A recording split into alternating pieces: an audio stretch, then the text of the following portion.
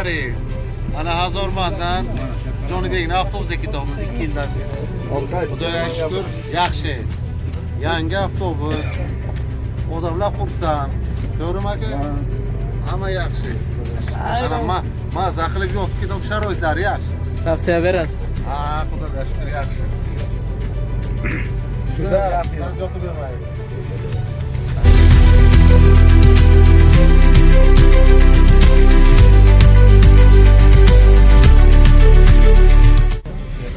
Assalomu alaykum. Bizani ko'rayotganlar ketamiz ana avtobus yaqin joylashdik.